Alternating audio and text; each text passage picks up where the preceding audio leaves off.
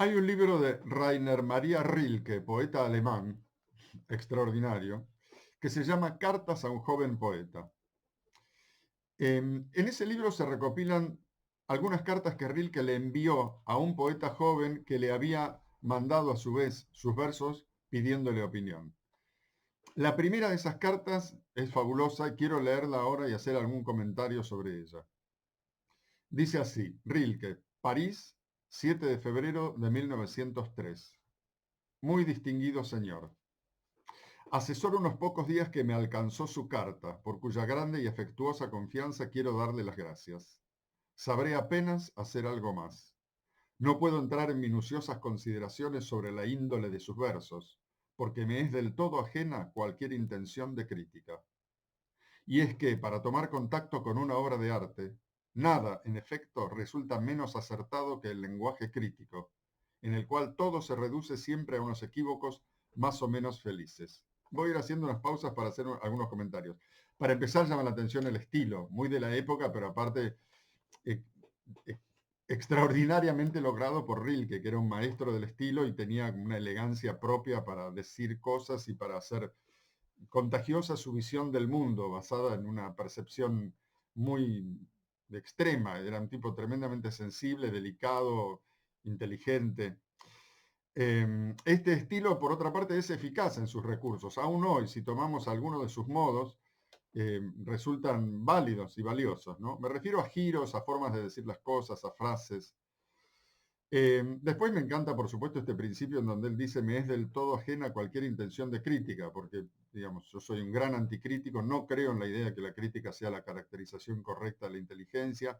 Esta carta es un buen elemento para entender a qué me refiero con esa crítica de la crítica, con esa descalificación de la crítica. Él termina diciendo que, digamos, el lenguaje crítico se reduce a algunos equívocos, que pueden o no ser felices, pero, digamos, le quita toda validez de dar con una especie de verdad oculta, a la cual, por supuesto, siempre la crítica aspira. Leo el párrafo siguiente. Dice, las cosas no son todas tan comprensibles ni tan fáciles de expresar como generalmente se nos quisiera hacer creer. La mayor parte de los acontecimientos son inexpresables, suceden dentro de un recinto que nunca tocó palabra alguna. Y más inexpresables que cualquier otra cosa son las obras de arte, seres llenos de misterio, cuya vida junto a la nuestra que pasa y muere, perdura. Bueno, acá me gustaría destacar que la realidad, digamos, no es necesariamente, como solemos creer siempre, un objeto de comprensión. Lo que está diciendo Rilke en este párrafo es que hay un límite para la capacidad de comprensión y que pretender que el sentido de la vida consiste en comprenderla, de alguna manera limita la experiencia, por un lado. Hay un verso de él en otro libro que dice así, no trates de entender la vida, entonces será como una fiesta. No sé si estoy muy de acuerdo con la idea de que la vida es una fiesta, también expresada por Celia Cruz. Creo que la vida a veces es una fiesta, a veces no. Cuesta un poco transformar en una fiesta permanente, pero sí me gusta ese sentido valorativo que Nietzsche, perdón, que Rilke, acercándose a Nietzsche en esta idea, está expresando. También es muy destacable, me parece, en este párrafo la idea de que las obras de arte son seres, es decir, tienen vida propia. Por supuesto que, digamos, examinados a un microscopio, probablemente las obras de arte examinadas, digo, no tendrían una vida propia, pero no está mal pensar que son seres vivos y eso daría lugar a una serie de ideas que habría que examinar, pero que serían muy interesantes. Eh, Sigo, dice, dicho esto, solo queda por añadir que sus versos no tienen aún carácter propio, pero sí unos brotes, quedos y recatados que despuntan ya, iniciando algo personal.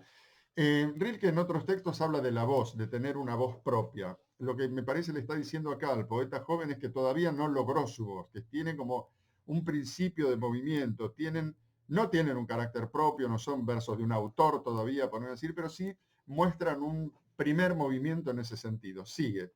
Donde más lo percibo claramente es en el último poema, Mi alma. Hay ahí algo propio que ansía manifestarse. Aún así, sus poemas no son todavía nada original, nada independiente.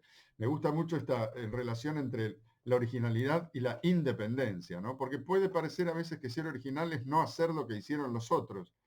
Pero esa es una mirada externa que califica a la obra como diferente de otras obras.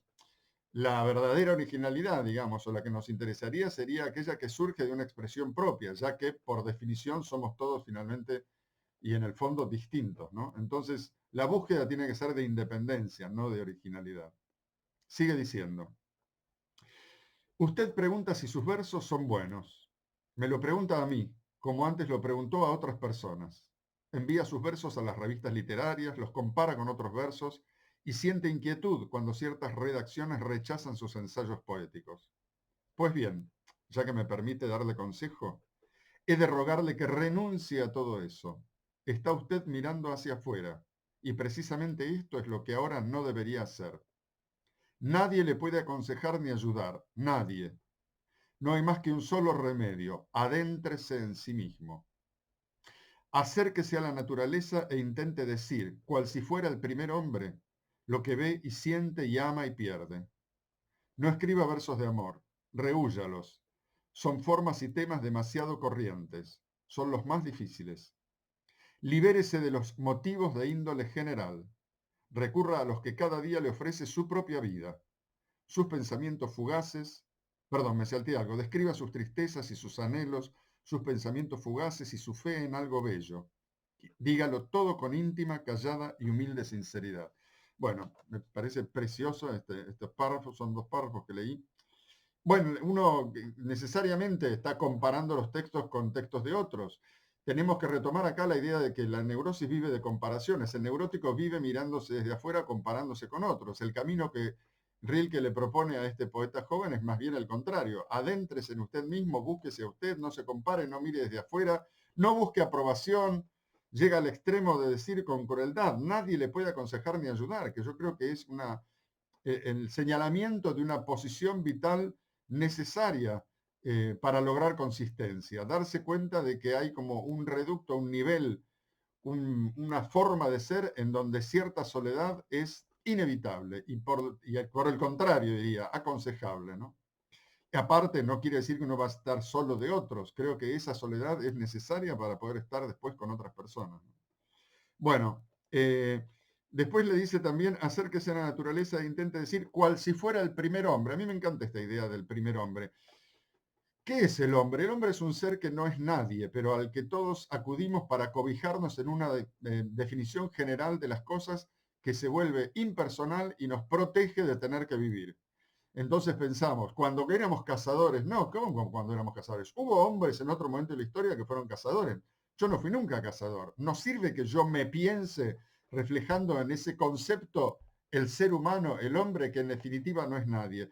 Lo que Rilke sugiere acá es la vía contraria. En vez de buscar la impersonalidad de la idea general del hombre, propone que el poeta que está buscando su obra se adentre en sí mismo y se libere de la tentación de lo impersonal. Por eso le dice, no busque motivos de índole general, es decir, los grandes temas, los temas que pueden venir sugeridos como temas externos. Busque sus pequeñas cositas, ¿no?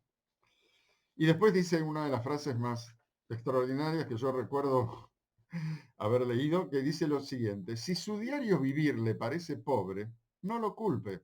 Acúsese a sí mismo de no ser lo bastante poeta para lograr descubrir y atraerse sus riquezas.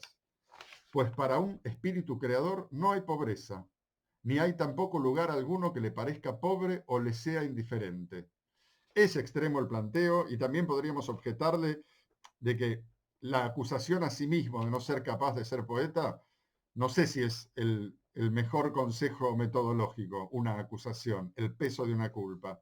Me parece que viene por otro lado, pero me encanta de todas maneras porque en general choca contra la queja de muchas personas que de alguna manera describen a la realidad como falta de encanto. Y el tipo les está diciendo, no, querido, la falta de encanto está en vos. La realidad es increíblemente rica y tiene de todo. Y me parece muy interesante darnos cuenta de ese principio. La realidad ofrece siempre mucho más de lo que somos capaces de tomar de ella y de ver de ella. En todo caso, el déficit, si lo hay, o aquella tarea por desarrollar, tiene que ver con la percepción y la posición personal más que con una realidad que resulta decepcionante. Sigue. Y si de este volverse hacia adentro, si de este sumergirse en su propio mundo, brotan luego unos versos, entonces ya no se le ocurrirá preguntar a nadie si son buenos. Tampoco procurará que las revistas se interesen por sus trabajos, pues verá en ellos su más preciada y natural riqueza, un trozo y voz de su propia vida. Fabuloso, ¿no? Termina con lo siguiente: una obra de arte es buena si ha nacido al impulso de una íntima necesidad. ¿Qué más he de decirle? Me parece que ya todo queda debidamente recalcado. He querido aconsejarle que se desenvuelva y se forme al impulso de su propio desarrollo, al cual, por cierto, no podría causarle perturbación más violenta que la que sufriría si usted se empeñase en mirar hacia afuera, esperando que del exterior llegue la respuesta a unas preguntas que solo su más íntimo sentir, en la más callada de sus horas, acierte quizás a contestar. Con todo afecto y simpatía, Rainer María Rilke. La más callada de sus horas, esas preguntas tal vez uno acierte a contestar. Bueno, tal vez no tienen respuesta a esas preguntas. Tal vez la respuesta es dar lugar a una experiencia que quite esas preguntas del medio. Bueno, hay mucho por pensar en este libro lindísimo de Rilke que se consigue fácilmente en internet, ya tiene muchos años. Se llama Cartas a un joven poeta. Espero que esta lectura de la primera carta les haya interesado. Me interesan a mí recibir los comentarios de las cosas que ustedes hayan pensado, por favor.